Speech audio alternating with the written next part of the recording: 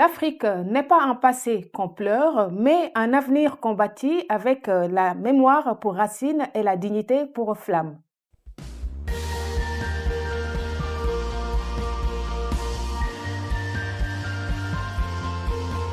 Vous êtes les bienvenus dans votre émission Rencontre littéraire, un homme, son œuvre, là où les mots prennent vie et les livres nous rassemblent. Aujourd'hui, nous explorerons la mémoire, les histoires africaines haïtiennes ainsi que l'amour.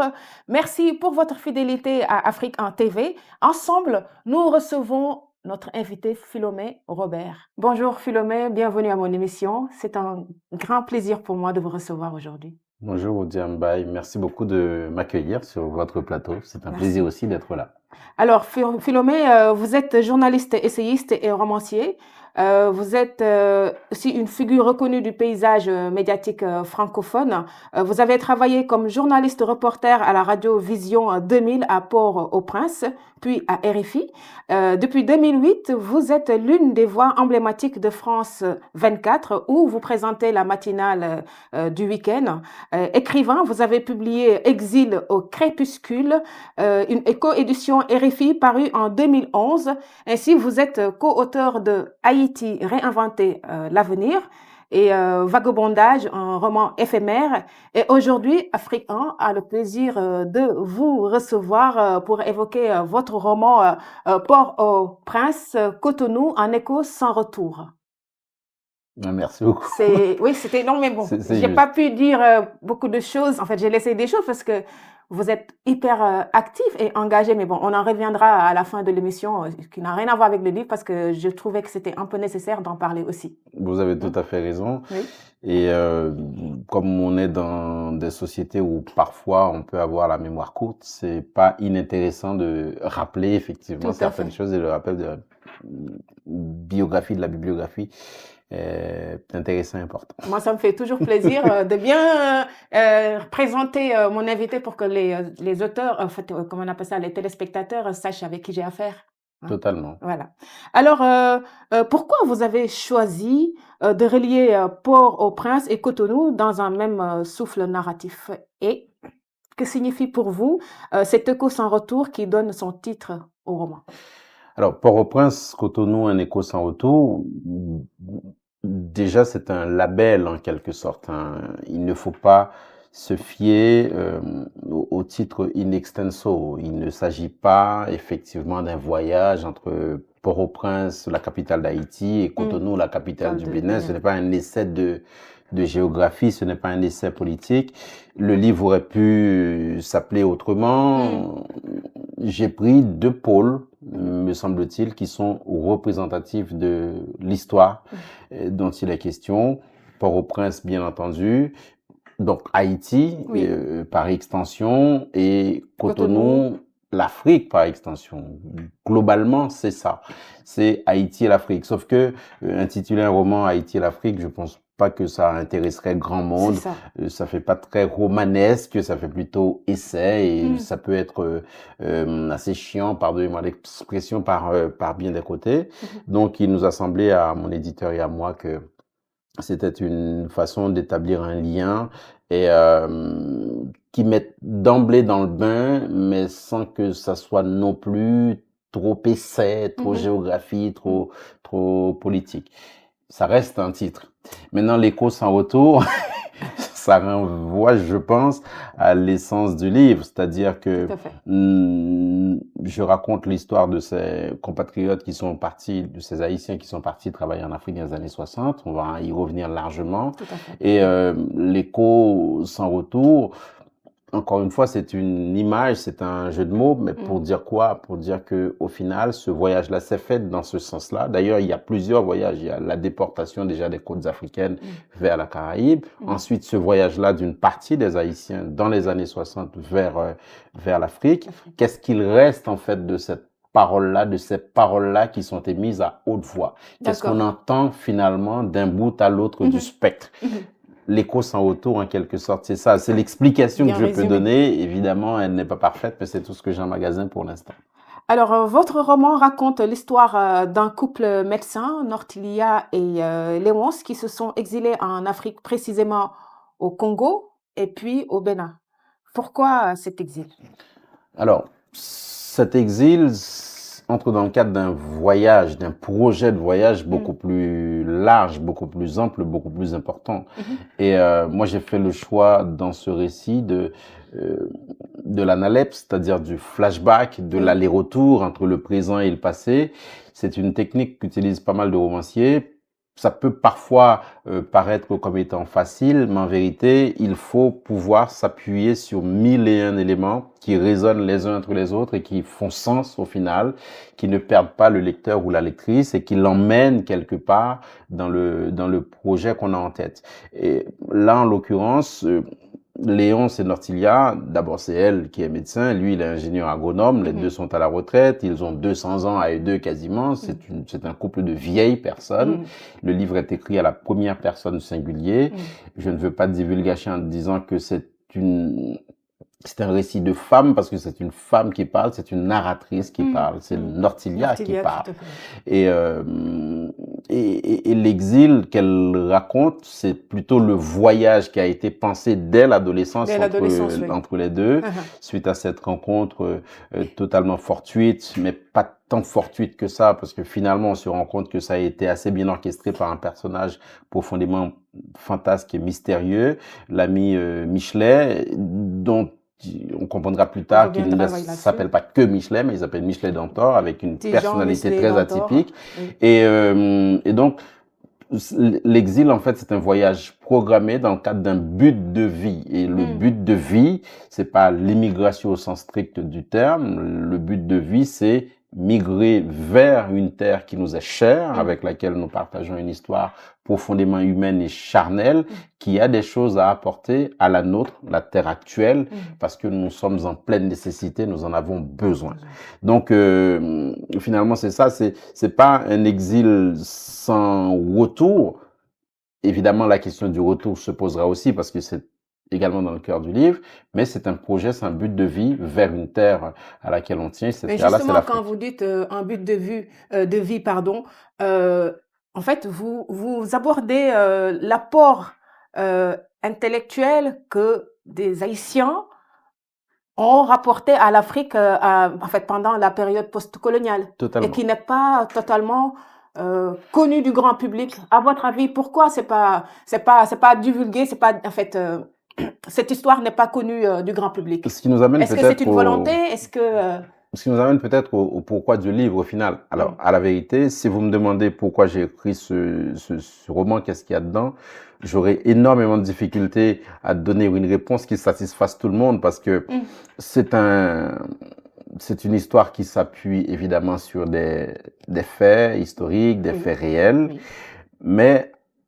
à la base, c'est un roman, c'est une fiction, c'est une œuvre d'art. Et le propre de l'œuvre d'art, c'est de n'avoir rien à dire ou d'avoir tout à dire. Tout dépend de la perspective et qu'on utilise pour l'appréhender. Tout dépend du prisme à travers lequel on voit l'œuvre en question. Donc, si vous demandez à un peintre que dit votre tableau, si le peintre vous répond, c'est un escroc parce que ce qu'il dit que son tableau dit, quelqu'un d'autre le verra différemment. C'est même pas une histoire de relativité, c'est autre chose. Parce que l'œuvre est censée se tenir par elle-même et parler par elle-même. Et chacun y entendra les voix qu'il voudra bien.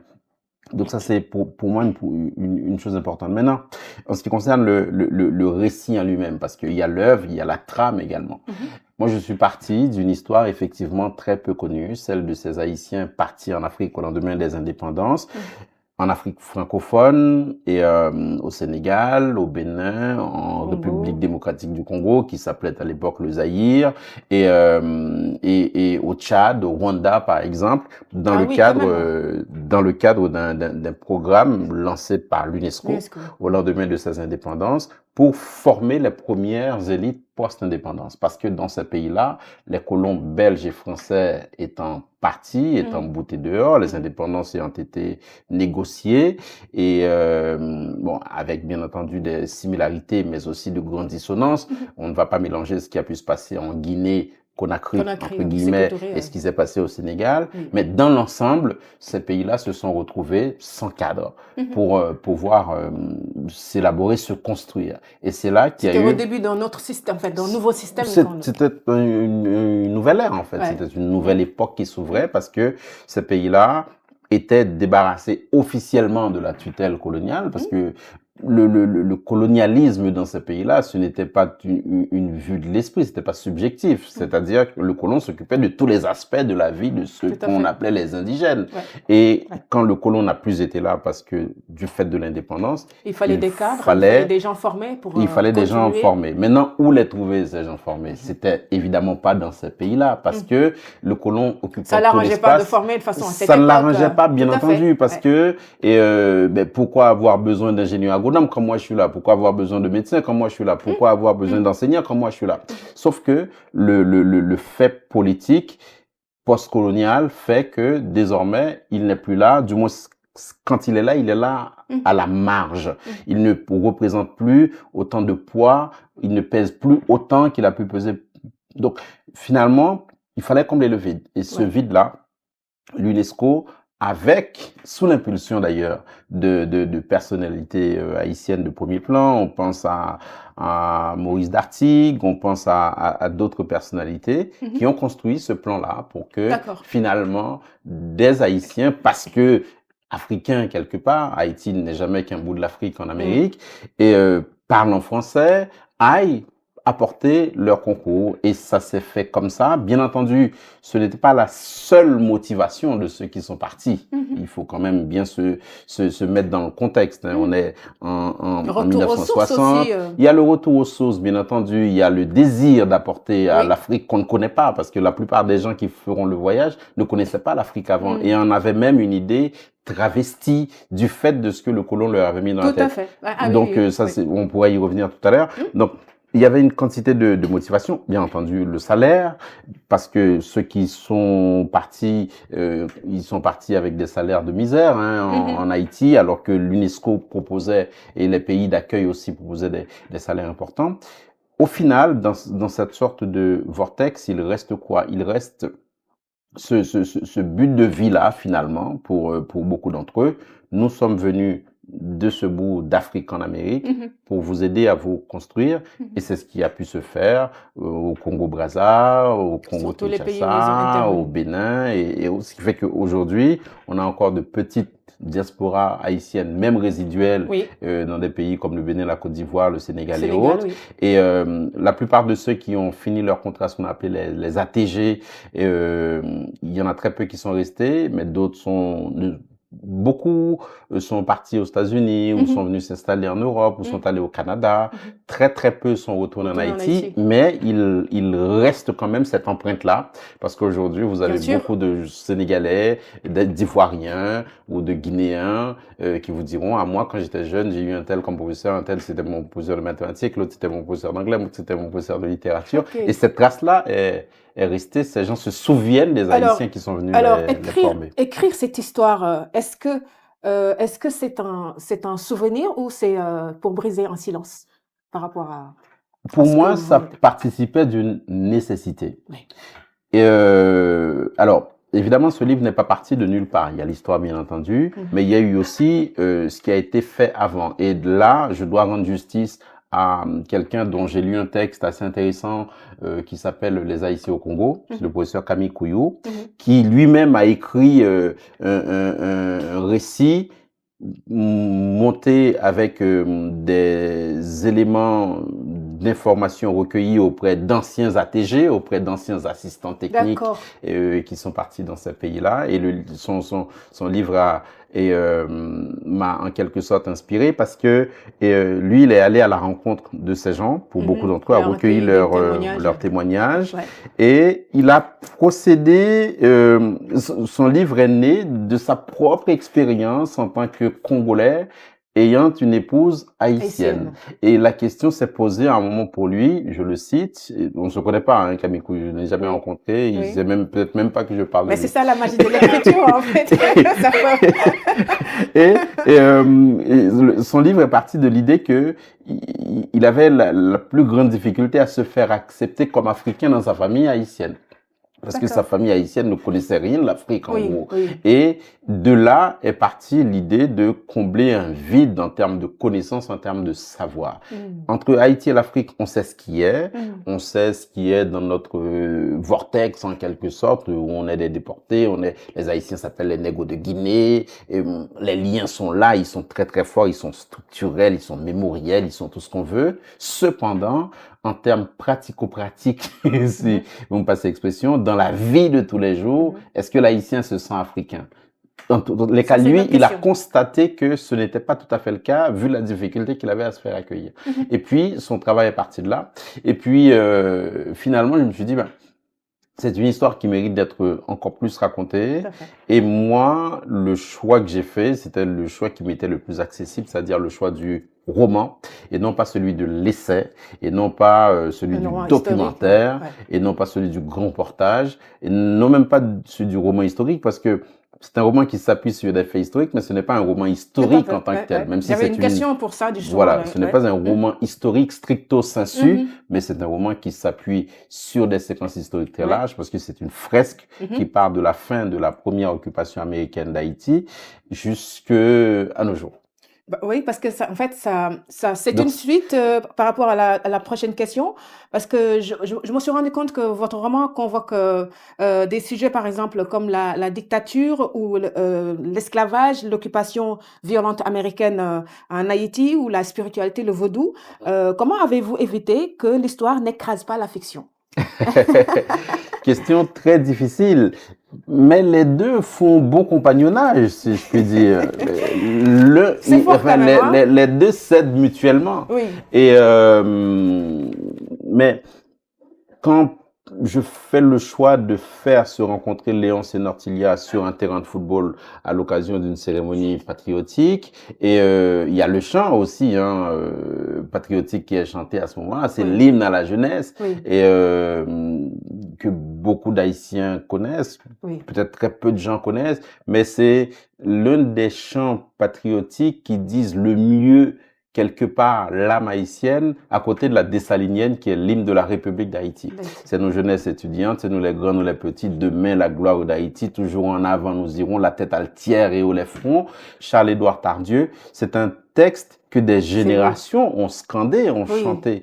Et quand je fais le choix d'inscrire cette rencontre-là sur ce terrain de football où il fait chaud, c'est un vrai chaudron, et Nortilia d'ailleurs va s'évanouir, d'où la rencontre. Et puis aussi, elle gifle quand même, alors qu'on lui a sauvé la vie. Bien sûr, mais bon, c'est une adolescente, elle est sanguine, donc, et puis qu'est-ce qui lui dit aussi que Léon s'en profite pas pour la galocher. Donc, ce moment-là, me semble-t-il, est profondément important parce que on sort de l'occupation américaine. Et c'est une occupation qui a été extrêmement dure, extrêmement violente. Dans le cadre de cette fameuse doctrine de Monroe, l'Amérique aux Américains, il ne vous aura pas échappé qu'aujourd'hui, on a un autre individu qui reprend les mêmes termes et qui les met à sa sauce, l'Amérique aux Américains, et rien pour les autres, et rien par les autres. C'est de la folie. Et c'est de la folie furieuse, mais qui a quand même des impacts importants sur la vie des gens. Et à l'époque, quand Haïti se fait occuper par les États-Unis d'Amérique, c'est une occupation totale, intégrale, violente, brutale, nocive même. Et ils auront installé par exemple un truc qu'ils appellent la corvée, c'était une journée d'esclavage, j'en parle dans le livre, c'est du travail forcé et auquel les Haïtiens ont été soumis. Eux qui, eux-mêmes, un siècle plus tôt, se débarrassaient de l'esclavage français. Et pour traquer, par exemple,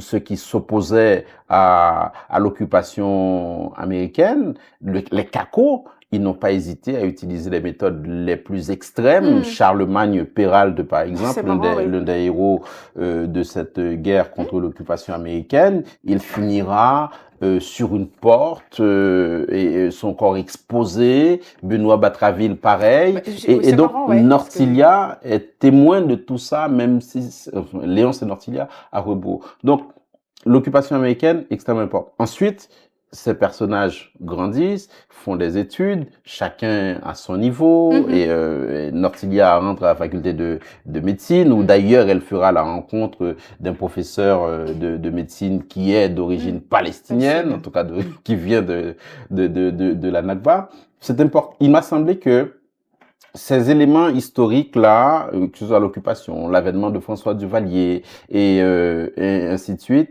c'était important d'inscrire Léonce et Nortilia dans une réalité, même si ce sont des personnages de fiction. D'accord. Bah, vous avez répondu à ma question parce que c'était justement quand vous citiez en fait beaucoup de figures majeures de l'histoire haïtienne en parlant de Charlemagne Péralte et Benoît Batraville ou François Duvalier.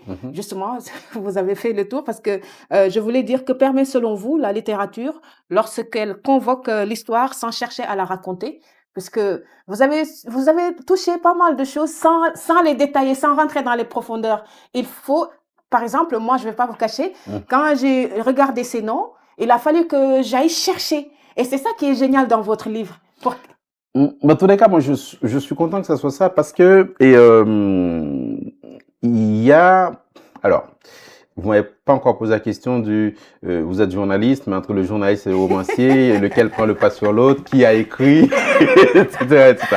Heureusement, j'ai pas encore eu droit à cette question. Non, je vais pas poser cette question. Cependant, moi, je suis journaliste, effectivement. Oui. Je fais de l'information en continu. Oui. Mon moteur, c'est la vitesse, parce que l'information en continu, c'est la vitesse. Même si, aujourd'hui, heureusement d'ailleurs, on pense à beaucoup plus prendre son temps pour pouvoir rentrer dans le détail des sujets pour donner à voir beaucoup plus profondément. Donner à voir, justement, c'est ce que moi j'avais en tête, c'est-à-dire que à partir du moment où je porte à la connaissance du public et en m'appuyant sur ce qui a été fait déjà, notamment le travail du professeur Couillot et cette histoire-là, moi ce que je veux, c'est que les uns et les autres qui découvrent aille chercher davantage d'éléments. En tout cas, ça a bien marché sur moi. C'est une invitation à s'accaparer. À connaître l'histoire surtout. À entrer dans l'histoire, à aller chercher davantage. Et je suis content que ce dialogue-là, avec la personne qui lit, s'établisse et que au final, il en ressorte quoi? Davantage de connaissances, davantage de compréhension d'un patrimoine commun. Il y en a beaucoup, ouais, c'est clair. Alors, le couple formé par Nortilia et Léonce, très jeune, répond à un appel de retour à la terre de leurs ancêtres, suggéré en quelque sorte par Téjean, Dantor, Michelet. C'est pas mon personnage. Mais aussi à travers de la, comment on appelle ça, la forêt du cœur jaillissant. Hein? Que représente ce voyage initiatique, une reconquête de soi, une réparation de la mémoire ou encore une renaissance spirituelle? C'est un peu de tout ça. Et même si chacun y va à son rythme. Vous avez parlé du cœur jaillissant dans le livre. Alors, je suis allé sur une autre chaîne il y a quelque temps. Et une collègue, enfin une consoeur, à vous m'a dit c'est génial, j'ai cherché, etc. Elle a été googlée pour chercher le cœur jaillissant sur. Bon, je dis, vous auriez pu chercher longtemps, ça n'existe pas. Ah bon?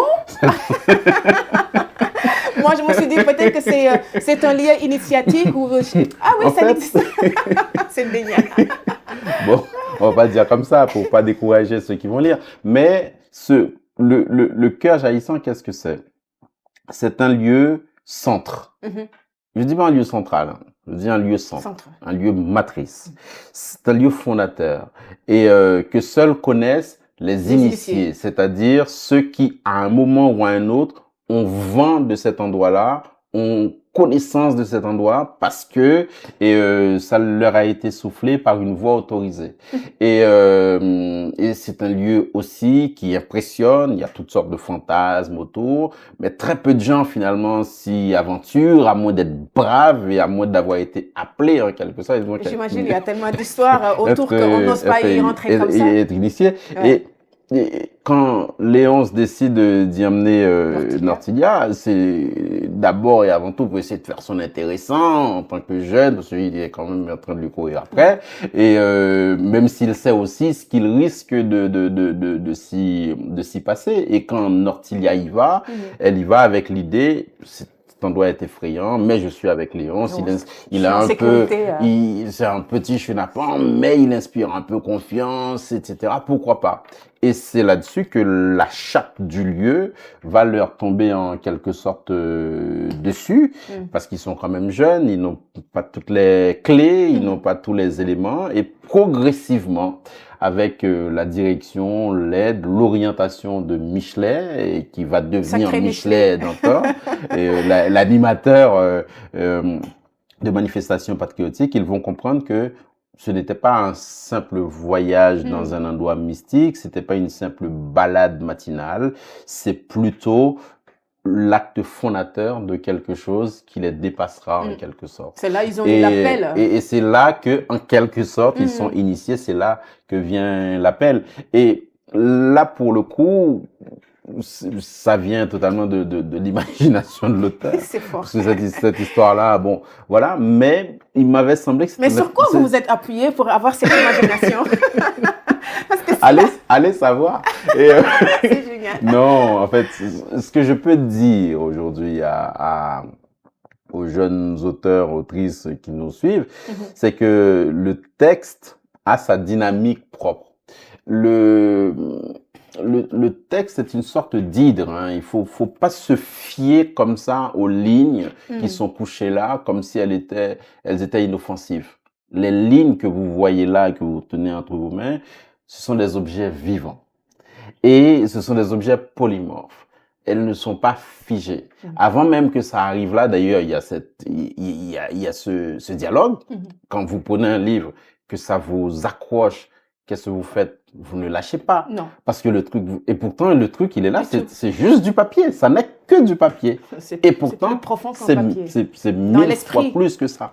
Et donc, ce que je veux dire par là, c'est qu'à un moment donné, dans le processus de création, il y a quelque chose qui se forme et qui entraîne même le créateur.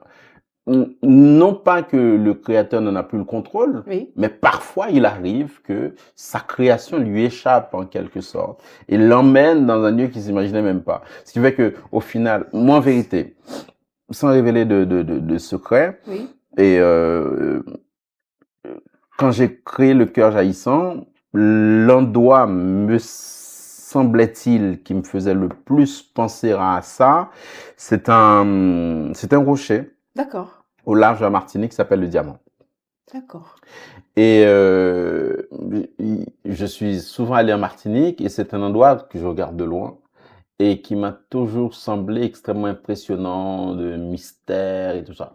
Je me montais un peu la tête, parce qu'en vérité, l'histoire du diamant est là, les Martiniquais la connaissent, etc., etc. Mais pour moi, c'est un lieu à laquelle on peut prêter de la magie et qui peut devenir magique et donc qui peut devenir un endroit de littérature. Et pour moi, dans ma tête d'auteur, Le Cœur Jaillissant est censé ressembler à ça. Sauf que on va au-delà, parce que là, en l'occurrence, Le Cœur Jaillissant, c'est une tête de femme, c'est une reine et qui a la tête tournée vers l'Est. Et l'Est, c'est où? C'est l'Afrique et qui oriente et qui guide. Et autour d'elle, il y a toute cette cour, il y a ces animaux, il y a tout l'écosystème au sens propre du terme qui invite au voyage, qui invite au mystère. Et c'est très bien pensé en tout cas. C'est un pas conte. Ce que vous habitez C'est un conte. Enfin, par moment, ce livre-là peut prendre l'allure d'un conte. Alors, une petite question plus légère. Moi, je dis plus légère parce que ça me faisait beaucoup rire. Y a-t-il une signification cachée derrière la couleur violette associée à l'habillement de Michelet d'Antan, ou bien un clin d'œil malicieux dans le lien entre Léonce et la betterave? Parce que c'est deux parties aussi. Quand il était plus jeune avec sa betterave. Bon, bien entendu, parce qu'il passait son temps à en bouffer. Et en vérité, il n'y a aucun lien. entre l'habitude de Léonce de manger de la betterave et la couleur de la Violette. tenue de Michelet d'Antor. En fait, c'est la couleur du dieu Tijan d'Antor. Ok. C'est les couleurs qu'il porte. C'est le violet, le violet foncé et avec les yeux jaunes cachés sous des lunettes. Mais Et justement, les yeux jaunes, c'était en fait, je ne veux même pas vous laisser terminer parce que je suis passionnée. parce que ce sont les couleurs de Tijan d'Antor. Dans le panthéon vaudou, Oui. les lois vaudou, Mhm. tels qu'ils sont représentés et ou du moins tels qu'ils nous poussent nous à les représenter et ils ont leur esthétique et Baron Samedi c'est le noir. Baron Samedi c'est le maître des carrefours, tout comme Legba par exemple. Lui c'est le rouge vif et Tijan d'Antor c'est le violet. En tout cas, il l'a bien représenté. Voilà. Hein. Il n'y va pas par quatre chemins. Erzuli d'Antor et Erzuli Frida, c'est le blanc. C'est génial. Alors, vous décrivez toujours, en fait, Michel Tijan d'Antor comme une présence quasi surnaturelle. Quel est son symbolique dans ce roman? Michelet C'est un maître d'Antor, initié, alors, il y a déjà la forme qu'il prend pour s'approcher du village, s'approcher de ces gens et s'approcher finalement de ces deux-là. Donc, on se pose la question pourquoi il les a choisis.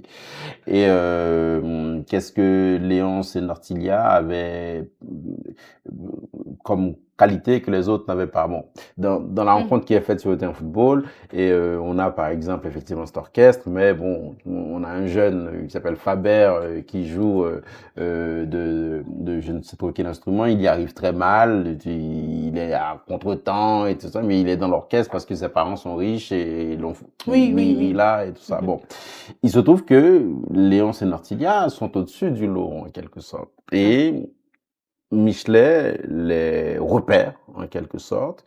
L'incident là, quand elle tourne de l'œil et que alors qu'ils n'étaient même pas encore ensemble. Bien entendu. Donc ça veut dire qu'il il les a repérés. Je dirais pas que c'est lui qui a provoqué peut-être, on ne sait jamais. On ne peut pas savoir. En tous les cas, c'est pas comme ça que je l'ai pensé, mais ça a été une opportunité formidable de les rapprocher, en fait, et de leur dire finalement, d'abord à Nortilia, et quand elle voit ses yeux, il dit, maintenant tu sais. Je sais que tu sais qui je suis. Oui. Et à partir de ce moment-là, tu sais qu'on aura une discussion au long cours. Je ne suis pas toujours là physiquement à côté de toi, mais tu sais qui je suis. Et Léon s'entrera dans la boucle de la même manière. Donc, c'est un guide, Michelet d'Antor. Un guide spirituel, un guide... C'est un maître. Oui. C'est un maître. C'est ce que j'avais ressenti, moi, un maître. Au sens vaudou du terme, c'est un maître. Tout à fait. Et sous sa forme charnelle. Et puis plus tard, il se révélera ce qu'il est censé être, ce qu'on dira peut-être pas. C'est un dieu qui appartient au Panthéon. Alors, selon vous, comment décririez-vous le couple formé par Nortilia et Léonce? Sont-ils des âmes sœurs ou en fait deux êtres liés par un même destin, fusionnels? Comment vous décrivez âmes sœurs, en quelque sorte, oui, parce que ils ont traversé la vie ensemble, ces deux-là, finalement. Depuis l'adolescence. Parce qu'ils sont ensemble depuis l'adolescence et ils se retrouvent et embarqués dans cette aventure-là à laquelle ils ont été initiés, invités et ils feront leur part en tant qu'Haïtiens partis en Afrique pour aider et même rester plus tard parce que la question du retour à un moment donné s'est posée et ça n'a pas été possible. Alors que le pacte c'était on part et on revient apporter à notre pays ce que l'Afrique nous aura donné en retour. C'était ça la question, c'était ça le pacte. Et ils traverseront toutes les époques ensemble. Ils vivront ce voyage-là ensemble, ils s'engageront ensemble, chacun dans son domaine de compétences. Et puis, et chacun gardant son tempérament. Léonce reste quelque part chenapan, il reste toujours accroché à sa betterave, il reste accroché à ses jeux, notamment le football. C'est pour ça que lors de la fête de départ, il va effectuer quelques gestes de football. Nortilia reste quelqu'un de très droit, de très raide, de très dur, fielleux même par moments, très jalouse, très possessive. C'est pour ça qu'elle ne supporte pas la Miss Maud qui vend des légumes, parce qu'elle considère que Maud, sous des dehors de marchande de légumes, elle vient faire des yeux doux à Léonce qui ne la repousse pas plus que ça, bien au contraire. Et c'est un bon. Et donc c'est des gens qui traversent ensemble, côte à côte, main dans la main, le cours du temps et contre lesquels finalement le temps n'a pas prise. C'est pour ça que il continue de l'appeler Titi par exemple, qu'il continue de lui donner ce surnom qu'elle avait quand elle était adolescente. Donc ce sont des gens qui se sont associés et pour vivre ensemble et affronter le temps et qui par bien des côtés parce que j'ai bien réfléchi sur le couple. Je vous dis, je vais poser la question pour savoir. Oui. Et Léonce ne serait pas ce qu'il est devenu sans Nortilia et vice-versa. Même si à la fin, on sent aussi que quelqu'un a la main, que quelqu'un a le pouvoir en quelque sorte. Et ce quelqu'un-là, c'est Nortilia. Alors, je donne mon avis parce que l'émission touche presque à la fin. Déjà? Oui. Pour moi, la fin du roman est triste, mais je ne souhaite pas en révéler la raison, sauf si vous voulez en parler. Non. On laisse le Si l'idée, c'est d'inviter les gens à aller chercher le texte en librairie ou sur Internet, et on va pas leur dire comment Oui, d'ailleurs, justement, est-ce qu'on peut se procurer le livre? En librairie ou sur Internet, sur les plateformes, à la Fnac, Amazon, etc. D'accord, donc il est dispo partout. Voilà. Alors, votre engagement, revenons sur votre engagement pour l'Haïti, qui traverse d'ailleurs à la fois le journalisme, le monde associatif, le droit aussi. Comment ces différentes responsabilités nourrissent-elles votre regard d'écrivain à votre attachement profond à la mémoire haïtienne?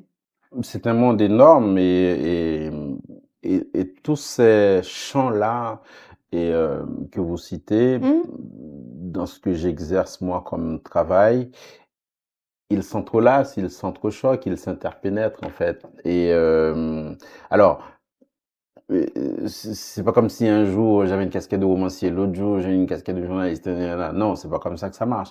Mais moi, par exemple, en tant qu'auteur, tout est situation potentiellement à écriture. Donc j'ai ma petite idée. Je vous le dirai après. Et donc, je sais pas, le truc comme ça, complètement banal, anodin, qui se passe sous nos yeux et qui n'a aucune espèce d'importance, pourra devenir un élément important, voire central, dans un travail en cours, romanesque en tout cas, ou poétique. Maintenant, l'engagement citoyen, l'engagement politique, en vérité, moi je viens d'avoir 51 ans, ça fait 24 ans que je suis en France, je suis arrivé en France en exil, poussé dehors, je suis parti travailler un matin, je ne suis jamais rentré chez moi, d'où cette histoire Exil au crépuscule que j'ai publiée en 2012. La France, c'est mon pays d'accueil, c'est mon autre pays, mais la France sait que je la partage avec mon pays de départ, ce qui est normal, le pays matrice, à savoir Haïti. Les deux se complètent totalement et s'équilibrent dans mon psyché. Il se trouve que Haïti, malheureusement, depuis des décennies, certains diraient depuis toujours, est confronté à cette espèce une espèce de mal-être ontologique, dont le résultat est que la promesse des pères fondateurs et des mères fondatrices, parce qu'il y a aussi ces héroïnes de la guerre d'indépendance Je me haïtienne rappelle du bois caïman, l'histoire du bois caïman, dont je suis très... par exemple, Ah oui, oui, et oui. la promesse de ces pères fondateurs et des mères fondatrices Mhm. n'a pas été tenue tout au moins jusqu'au bout. Jusqu'au bout. Certes, le pays est devenu indépendant, Première Il n'y a République pas eu de noire, tatati, continuité tatata, etc. fidèle, quoi. Cependant, aujourd'hui, on a quand même une réalité extrêmement difficile. L'espérance de vie, je le dis souvent, est de 24 heures renouvelable dans la région métropolitaine de Port-au-Prince, tant le terrorisme fait des ravages, Ah même oui. si il y a des actions de la police et de forces armées pour les combattre, mais il y a encore beaucoup de chemin. Mhm. Donc, la réalité, c'est que Haïti, pour tous les gens qui l'aiment, reste une espèce de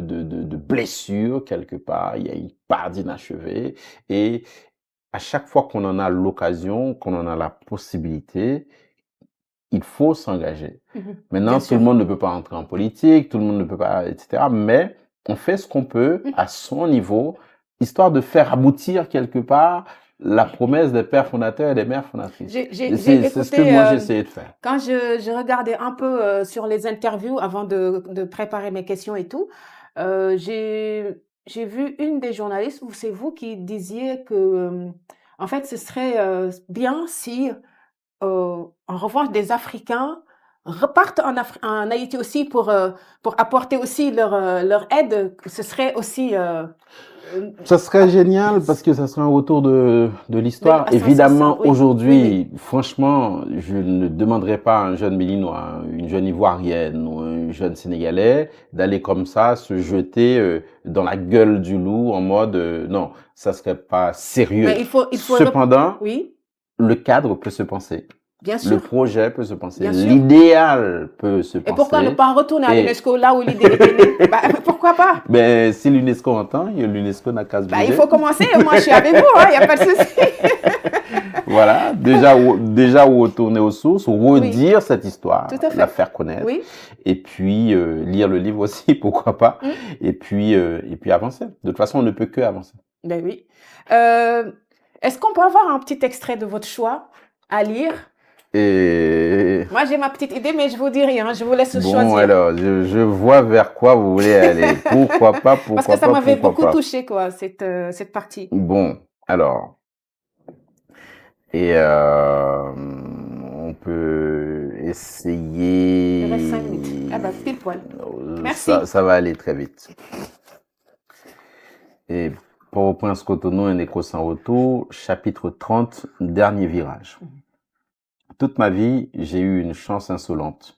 Je l'ai toujours senti me protéger à la manière d'un dôme d'airain. Malgré quelques petits et souvent quelques gros coups de jarnac de la vie mouvante, cette chance ne m'a jamais abandonné. Pas totalement, en tout cas. Elle était là quand, dans ce chaudron provincial, le jour de cette fête du drapeau, je suis tombé inerte, membre mort, bouche ouverte, yeux partis, dans les bras de Léonce, sous l'œil diablement puissant de maître Michelet et Jean d'Antor. Cette chance, c'est elle qui m'a enveloppé quand, à Port-au-Prince, un matin d'avril 1963, les massacreurs du Valieriste, après la tentative ratée de kidnapping et d'assassinat des rejetons du petit docteur Fou, ont fait rugir leurs mitraillettes pendant des heures à hauteur d'hommes, d'enfants, de nourrissons, agonisant d'injures ceux qui tombaient sous les balles, leur sang se répandant par flaques par les lacs entiers dans la rue. Ce jour-là, 3 camarades ont été mortellement transpercés à 2 pas de moi.